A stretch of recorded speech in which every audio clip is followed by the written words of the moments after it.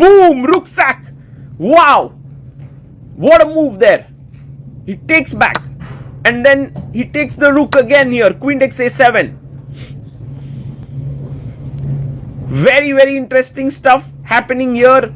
He's trying to get in, but Magnus's knight is protecting that square. Queen a2, attacking the rook.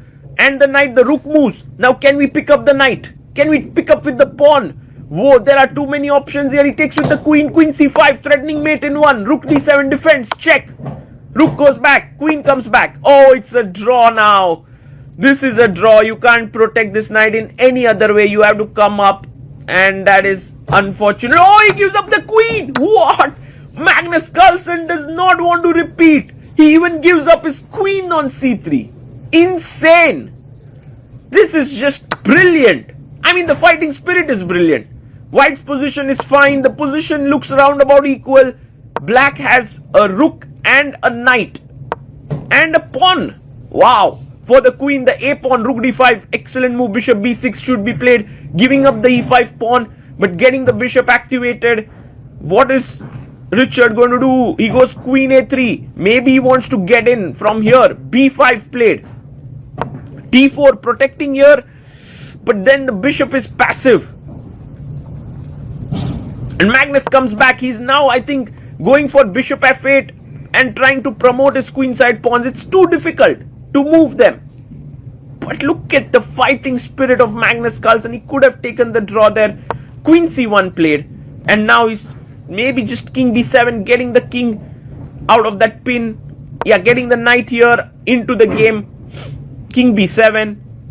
Takes the pawn on g5. And now the rook is hanging. You need to move the rook. But there's an incredible move a3. But it's very difficult to find with just 45 seconds. If you take the rook, a2, and the queen cannot be stopped. Can Magnus find it? Look at Magnus's expression there. He's like, what? Is a2 possible?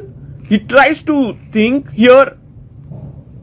Whoa, a3, and look at Richard. He goes back in his chair. He also is stunned by this. He doesn't have more time. 26 seconds, takes the queen, a2. The pawn is queening, king g2, makes a queen. Incredibly, from being a queen down, Magnus is now a piece up. Wow. What a turnaround here. And it's actually quite an amazing game. High quality. It's not no blunders or something. Queen d7. Attacking the bishop now. The bishop needs to be protected. The conversion is not easy. Because firstly, white has an extra pawn for a piece. He goes bishop h6. You're going to lose this pawn as well on h7. And then these two pawns will be quite strong. He takes on h7. Queen c1, defending the bishop. d5, opening up stuff here. And the e-pawn could also rush down. Oh my goodness. How do you keep all of these tactics in check? e6, pawn is rushing. Whoa. What is Magnus to do? He goes queen f4. Can we even push e7 here? But then queen g4 falls with a check. He does push e7. Wow. Fearless. Magnus goes check. Queen takes queen. Pawn takes. And now the knight defends the queening square. I think Magnus had to assess that position well, whether to trade the queens or not. But his endgame understanding, his intuition is so powerful. He can just sense it. And he was right. This endgame is winning for black. But it doesn't look so easy, because you see white pawns are moving here. The king could come in. The b pawn, even if it moves forward, it can be stopped at some time. King d7, look at this. He's come in here. King to d7, attacking this pawn on e7. But is h6 a problem here? h6 pushed. Bishop goes to c3. Now can we go g6? g7. Aha. So simple. Richard goes bishop c5, protecting the pawn. I guess it's time for the knight to enter the game. Knight e6. Magnus playing calmly here because he knows that the position is full of landmines. If you go g6, there's knight f4 check. I pick up this. Oh, anyway goes g6. Can we simply not give a check and pick up that pawn?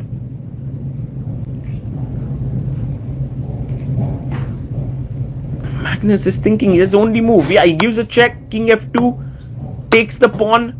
King e3. He's now losing this pawn. That was perhaps Richard's idea, to activate the king. There's no way to defend the e4 pawn. And now you have to be super focused and calculated. He goes b4. Takes on e4. b3. King comes back. Maybe even b2. Pushing forward. But no, b2 is actually a blunder, because then later on this pawn will fall. So he finds the best move. Again, this understanding that you need to keep the pawn on b3 so that it cannot be attacked by this bishop is super. And look at how this pawn controls this square. The bishop controls these squares. The king cannot come near it. Now all that remains is to pick up this pawn and win. Knight takes e7. Well, here anyway king d2 is played. Magnus is thinking about what his next move should be. He has 50 seconds. He takes the pawn, knight e7. Richard comes back to c1. Still some technical work to be done. Imagine a scenario where white is able to give up his bishop for the pawn. There would be a bishop knight mate that Magnus has to show. I would not even in my wildest dream imagine Magnus to have any bit of problem executing that.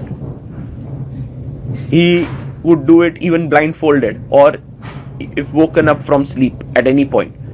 But still, is it possible to queen this pawn? Magnus is bringing in his knight. He just stops this bishop b2 idea. What a beautiful one. This is amazing play by Magnus, because if bishop b2 takes, king takes, it would have been a draw. So again, very alert to bring the knight quickly into the game. h7 played. But now everything's under control. Now bring the king in. Tuck, tuck, tuck. But maybe there's something else that you could do.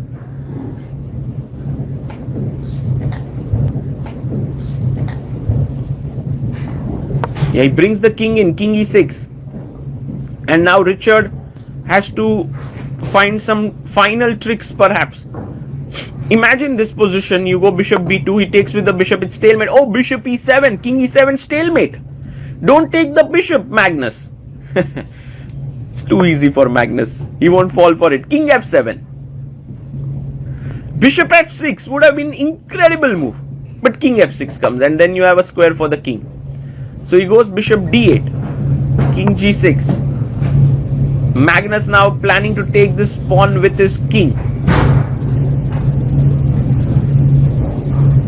He goes bishop a5, takes the pawn, bishop c3, final trick, taking the bishop ends in stalemate, goes bishop g7 and Richard resigns. What a game. Look at Magnus's expression. Look at Richard Rapport there with a smile on his face. They both know they have played an amazing game of chess.